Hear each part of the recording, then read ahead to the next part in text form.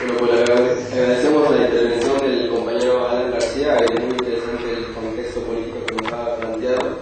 Ahorita vamos a darle seguimiento a esto y pasamos con la intervención del ingeniero Gustavo García Jiménez, no sin antes mencionar una breve semblanza de Gustavo García es ingeniero y profesor egresado de la Universidad Veracruzana, cuenta con dos maestrías, una en Ingeniería Eléctrica aquí en el Instituto Politécnico Nacional, acá en el CIME, si no me equivoco, y otra en Ciencias de Control Avanzado por la Universidad de Manchester en el Reino Unido. Realizó también una estancia doctoral en la Universidad Técnica de Hamburgo en Alemania y tiene una especialidad en competencias docentes por la Universidad Pedagógica Nacional aquí en México. Y su carrera política inició su participación como activista del entonces Partido Mexicano Socialista, por su simpatía hacia el líder de el ingeniero científico veracruzano Alberto Castillo. Posteriormente fue representante y consejero en el Partido de la Revolución Democrática.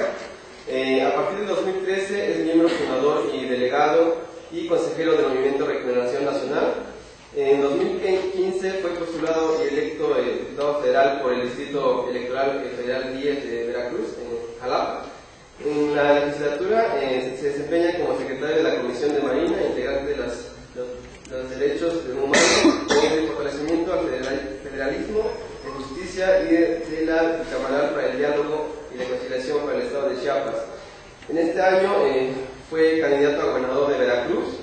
Y su lucha siempre ha sido por cambiar la situación del país, bueno, tanto en México como en Veracruz también, obviamente, por lo que ha alentado a muchos jóvenes a trabajar en esa transformación para cambiar el país. Pues sin más preámbulo, le damos la palabra al ingeniero.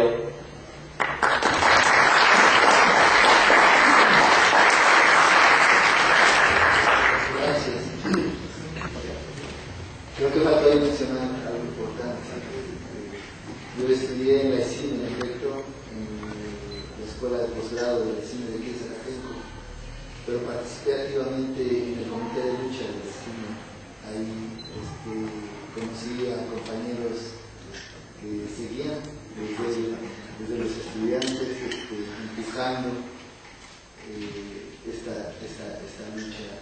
Y quiero felicitar a todos los jóvenes del Politécnico que se han extendido aquí, siempre luchando por las reivindicaciones, yo creo, de toda la sociedad, no solamente de los trabajadores, de los estudiantes.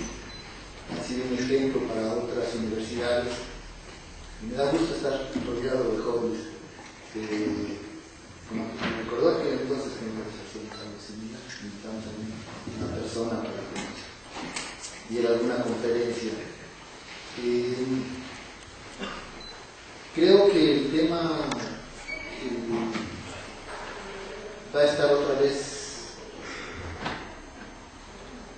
en muchas conferencias y hay que hablarlo mucho, hay que discutirlo mucho, porque para México pues en 2018 viene una elección que puede ser el parteaguas de algo muy distinto a lo que está pasando, y creo que tenemos que tener desde luego también la perspectiva de lo que está sucediendo en el mundo. Yo no estaba muy de acuerdo con el nombre de izquierda, las perspectivas de la izquierda, ¿no? En México, porque políticamente sí nos sitúa en un bando contrario a la derecha, pero económicamente no nos dice mucho. Y señala bien Alan, no hemos puesto y no lo vamos a hacer, yo creo, el dedo en la llaga sobre la discusión del modelo económico al que queremos llegar. Lo que estamos buscando es una transformación primero política, y tiene que ser así. Ahora que Fidel Castro ya no está, recordemos que cuando él irrumpe en La Habana, lo primero que se planteó no fue una transformación económica, lo primero que se planteó fue una transformación política. Cuando Estados Unidos decide boicotear la incipiente revolución cubana, retirando las empresas, cerrando las empresas principales de Cuba sobre las cuales ellos tenían control, es cuando ellos empiezan a hacer una transformación económica, socializando los medios de producción, y entonces inicia el socialismo cubano. Acá nosotros estamos lejos de plantear eso, porque una no va a unir a muchos sectores, y para competir electoralmente necesitamos unir a muchos sectores. ¿Por qué? Porque pues, no hay democracia en este país, y entonces vamos a unas elecciones donde no son democráticas y donde tenemos que abrumadoramente ganar con muchos votos, casi con una revuelta electoral del pueblo muy grande. Con lo poco que se ha avanzado a través de las luchas del 88, 94 y todas ellas hasta la fecha, esos pequeños avances de tener un instituto electoral, de tener consejeros, de tener revisión de actas, tener recuento de votos, aprovechar todo eso, pero como los contrincantes políticos se la saben muy bien, tenemos que superarlos con gran número para poder transformar esto políticamente, como un primer paso. Yo me he planteado desde joven incluso cuál podría ser la vía que nos lleve a la transformación ya de este país, con reivindicaciones laborales para los trabajadores, con acceso a la educación gratuita, en fin, todas estas demandas que tenemos desde hace muchos años. Y miro hacia otros países y me doy cuenta, por ejemplo, que en Latinoamérica toda la época de guerrillas de la vía armada apostaron en muchos países latinoamericanos, se echan para atrás, cambian y lo avanzan. Está el caso de El Salvador, el Frente Farabundo Martí para la Liberación Nacional, que pretende asaltar el poder y que casi lo logra. En cierto momento decide detenerse y optar por la vía electoral. No solamente fue ahí, obviamente fue el Frente Sandinista de Liberación Nacional, en Perú, en Paraguay, en Uruguay y en otros países latinoamericanos, en algunos, Colombia, en algunos de estos países, pues una incipiente guerrilla, incluso de muchos años, pero un movimiento revolucionario se convierte, opta por la vía de las elecciones, voy a decirlo que ustedes lo saben, estas elecciones burguesas, y optan por tratar de acceder al poder por ahí. Y cité El Salvador porque creo que es la experiencia que más se puede parecer a México.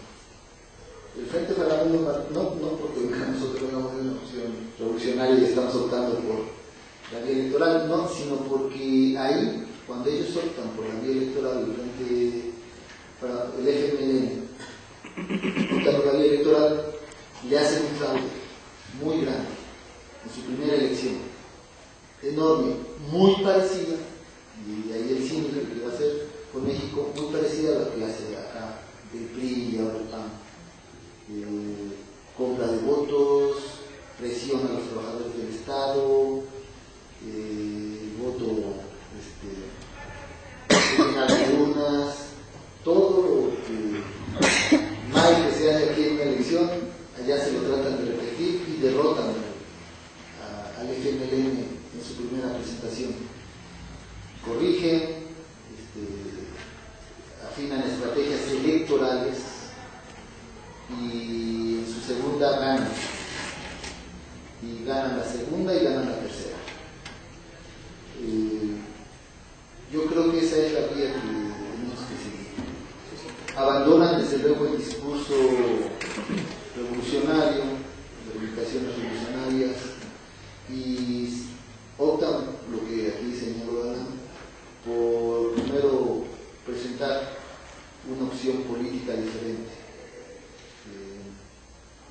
Y eso yo creo que es lo que estamos tratando de hacer ahora en Morena. Presentar una opción política diferente. ¿En qué sentido? Señalar los principales problemas en los que todos podemos coincidir en México. Por ejemplo, la corrupción. Creo que, aunque sea ya parece el lugar común de todos los partidos, pero hay quien lo sostenemos y somos congruentes. La lucha contra la corrupción, Obrador lo señala, claramente es el problema más fuerte ahorita en México.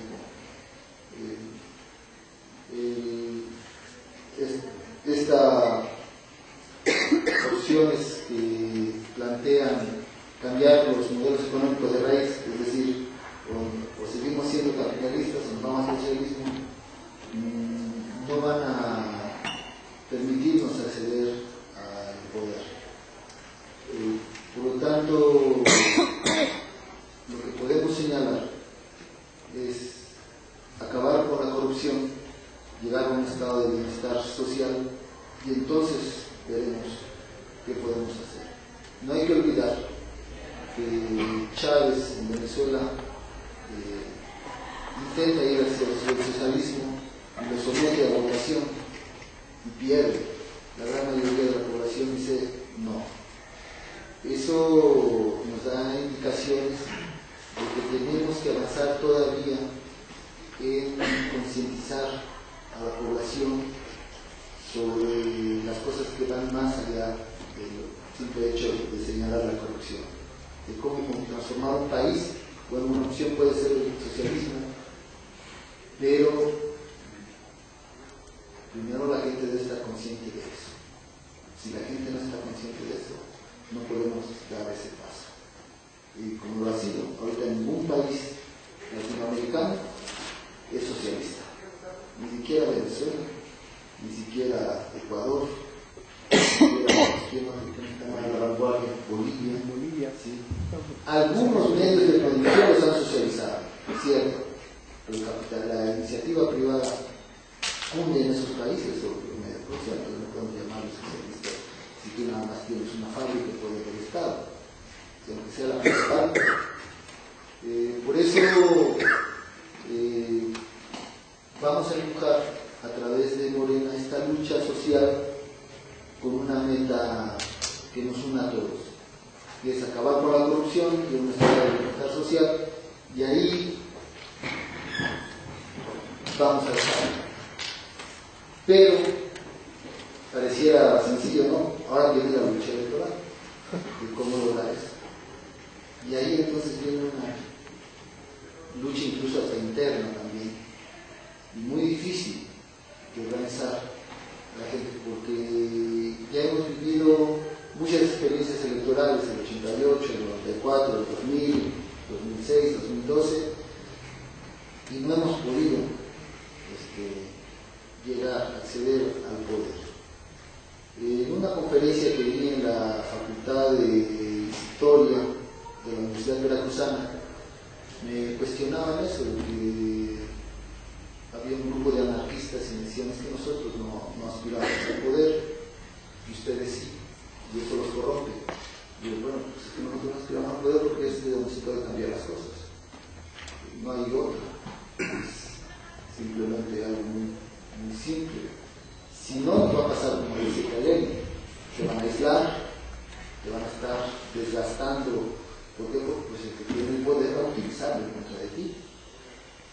Y así nos va a hacer con todas las luchas que estemos tratando en las que estemos tratando de evitar tomar el poder. Y lo señalaba él, la lucha ambientalista, la lucha feminista, ¿sí?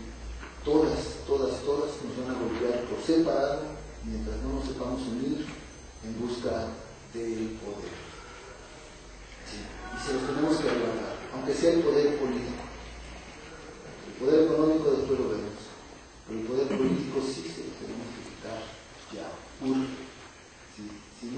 que llaman del fenómeno mafia del poder, que realmente es la oligarquía mexicana, pues va a seguir explotándonos, va a seguir dividiéndonos, va a seguir con esta gran generando esta gran pobreza que está afectando el país, pues debido a una mala distribución de los recursos, de la riqueza del país. ¿Cuál es la perspectiva que tenemos en este movimiento progresista? Yo no lo voy a llamar de izquierda, sino en este movimiento progresista que es Morena. Pues yo creo que el 2018 va a ser el mejor escenario que jamás pudiéramos tener. Pero tenemos que generarlo. Estamos haciendo un gran esfuerzo por tener organizado territorialmente cada sección electoral. Insisto, ya lo estamos viendo desde el punto de vista electoral. ¿Sí? Tener organizado esas secciones electorales, porque nunca las hemos tenido. O sea, no las tuvimos en el 88, no las tuvimos en el 94, no las tuvimos en el 2000, ni en el 2006 ni en el 2012. Les voy a dar un ejemplo ahora en Veracruz, ahora que fui candidato a gobernador. En Veracruz logramos cubrir, bueno, cuando nos agarró la elección muy temprano, en nuestra organización interna de Morena, en Veracruz teníamos de 212 comités municipales de nuestra organización política, teníamos apenas la mitad, activamente la mitad. Cuando yo salí ya como un probable candidato a la gobernatura, pues me dediqué a armar los 212 comités. Pero eso quiere decir que teníamos un grupo de 7 compañeros en un municipio que se iba a encargar de hacer la tarea electoral, y proselitista y todo lo demás. O sea, nada, porque hay municipios que tienen 100 comunidades. Entonces, tener 7 no hace mucho, pero había que hacerlo, lo logramos, y logramos cubrir el 70%, algo histórico, que nunca había pasado en Veracruz.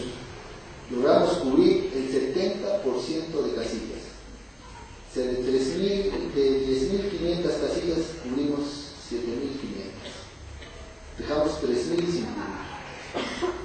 De esas 3.000 sin cubrir, 100 votos por cada casilla de esas que hayan ellos corrompido ahí, ya sea metido por diferentes maneras, son 300.000 votos.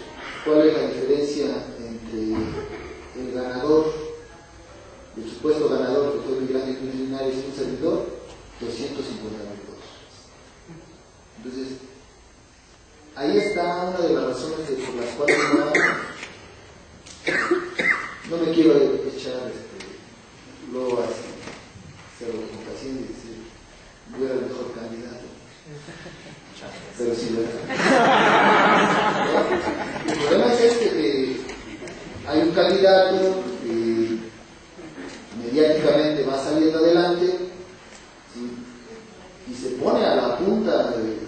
El 14 de mayo nosotros hicimos una encuesta, la mandamos a hacer nosotros, pagamos por eso una encuesta seria de cómo íbamos, y entonces nos dimos cuenta que le íbamos a la cabeza.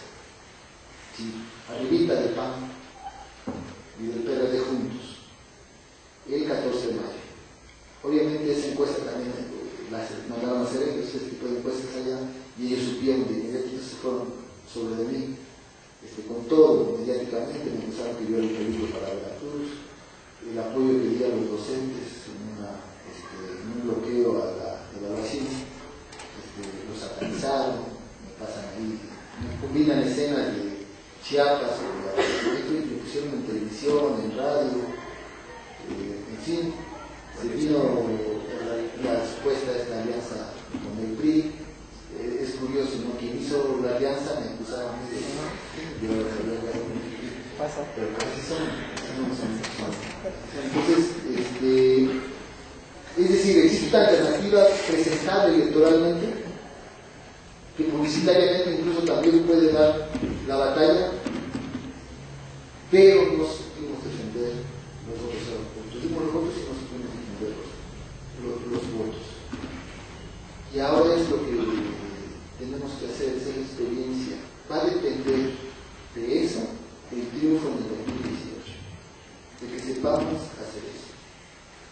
Nos podemos debatir entre muchas corrientes progresistas o socialistas o de este bando, no sea la derecha, sobre qué tipo de país queremos, hasta dónde vamos a llegar con las transformaciones. Nos podemos llevar horas en eso, pero mientras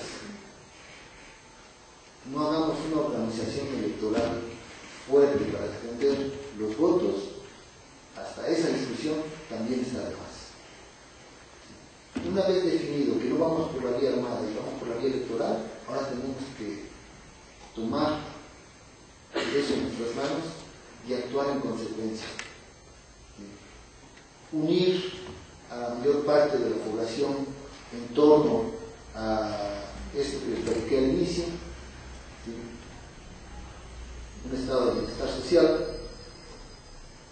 y vamos, ¿sí?, a tomar el poder con otras personas que tengan una convicción muy diferente a lo que está, a las soluciones que están dando a estos problemas de México. Y ahí es donde yo quisiera invitar al mayor número de personas en todos los lados a que sí, cada vez que a veces nos encerramos en la discusión sobre qué va a hacer el profesorador, exactamente qué va a hacer, bueno, no sé exactamente qué va a hacer, pero sí sé que no va a responder de manera igual, por ejemplo, a una lucha del Politécnico. Una lucha de los estudiantes del Politécnico ya hubieran logrado lo que ustedes consideran de inmediato, hasta por decreto presidencial. Sin duda. Los maestros ya se hubieran respondido de manera diferente. No tendríamos esta reforma educativa, tendríamos otra. Aquí en el CINESTABES hay un instituto de investigación educativa y fueron de los primeros que se lanzaron en contra de la dichosa reforma educativa. ¿Sí?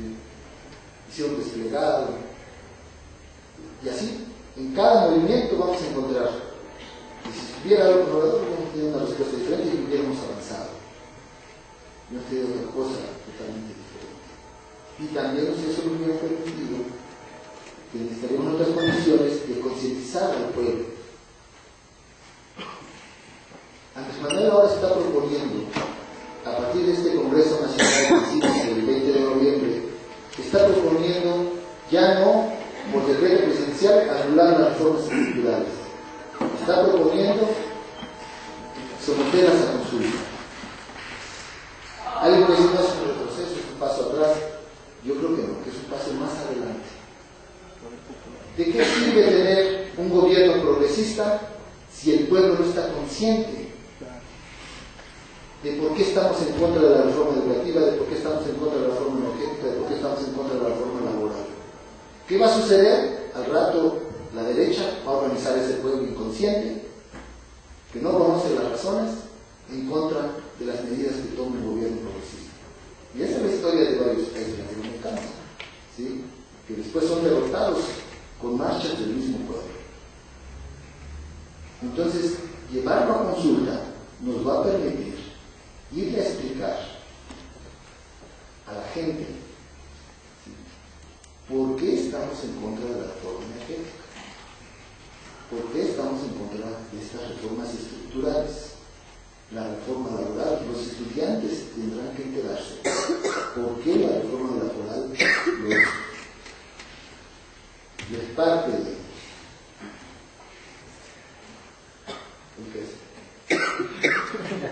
¿sí? Tienen que entender por qué la reforma fiscal, sanitaria, que llevó a cabo Peña Nieto, ¿sí?, afectaron tanto a la población, y tienen que saber explicar de tal manera que ganamos en 2018 y al 2020, donde se va a volver a valorar mediante un plebiscito el gobierno de Andrés Manuel, ¿sí?, sea el pueblo quien defienda esa posición, sea el pueblo quien defienda ese gobierno progresista, porque entonces sí vas a ver. ¿Sí? Yo no me explico, por ejemplo, en Venezuela, cómo es que Chávez dice: vamos a llevar a consulta si nos vamos al socialismo o no, y los trabajadores votan por el no. ¿Qué quiere decir? Porque no tienes un trabajador consciente, que no sabe exactamente qué es socialismo y qué no es. Ahí está esperanzado el capitalismo, ¿no? Voy a ser un pequeño burgués. Como yo me encontré en Veracruz cuando andaba repartiendo volantes de Andrés Manuel en el puerto de Veracruz, ahí donde nos ganó el PAN con 100,000 votos de diferencia. En el puerto de Veracruz está el municipio de Veracruz, el municipio de Boca del Río y Medellín. Son 3 municipios conurbados ahí en el puerto, y hay como más de 600,000 habitantes ahí. El padrón es muy grande, y ahí nos sacaron 100,000 votos de diferencia en esos 3 municipios, el PAN. Y yo cuando ya andaba ahí repartiendo, me cuestionó un señor así en la esquina, me dice: oye, ¿por qué andas apoyando a ese López Obrador? Así, casi el comunista no lo bajaba. Y yo dije: señor, pero estás equivocado, no es así. Mire lo que estamos. No. Él nos va a afectar a nosotros los empresarios. Y entonces yo volvió a ver su empresa y veo en un pasillo que le dejó alguien que vivía ahí, en un pasillito, y tenía herramientas estas de uso. Y así vendía tornillos de uso, todo era herramientas de uso. Y usted vende ahí, ¿qué vende? Dice: no, pues compra-venta de herramientas de uso. Y yo: no, pues esos son los que se ponen en los mercados, luego sus changarritos ahí para intercambiar herramientas. Y esa era la empresa, el empresario, nosotros los empresarios, yo creo que así era Venezuela, ¿no?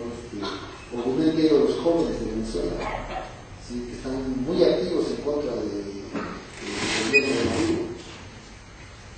¿Por qué sucede eso? Porque nos han ganado publicitarse, ¿sí?, nos han ganado en concientizar. Cuando se cae el muro de Berlín, fue una derrota no ideológica del socialismo, fue una derrota política, una derrota publicitaria en contra de las ideas progresistas. No recuerdo bien si lo mencionaste o no, pero yo no estoy de acuerdo en decir de que se ha demostrado que el capitalismo funciona y que estamos, claro, sí que no así no, pero lo que sí ha pasado es que nos han ganado al trabajador, al estudiante, al campesino. Ellos quieren el capitalismo, que nosotros no hemos llegado a ellos. Pero también, ¿por qué no lo hemos hecho? Porque pues no tenemos los medios. ¿Y cuándo vamos a tener los medios? Cuando tengamos el poder. Pues primero, por eso yo insisto, antes de aclarar sobre qué corriente económica, o mejor qué filosofía económica, o cómo vamos a estar económicamente, primero tenemos que llegar al poder. Y desde el poder, entonces, concientizar al pueblo. El 2018 va a ser la oportunidad de lujo única, porque va a ser la última vez en que vamos a poder postular antes Manuel López Obrador. Después, ya, si no ganamos en el 2018 con López Obrador, se va a postergar por lo menos unos 20 años esta lucha, por lo menos. ¿Sí? Como estamos uniendo una corriente que pueda disputar electoralmente el poder, esa misma corriente, al no estar unificada ideológicamente, sí, se va a hacer pedazos después del 2018. Nos vamos a empezar a pelear otra vez ante la falta de liderazgo tan claro y grande como lo es López Obrador. Por fortuna, después de Cuauhtémoc Cárdenas tuvimos a López Obrador, pero después de López Obrador, sí, para que surja otra persona con ese liderazgo, pues nos vamos a tardar como 20 años.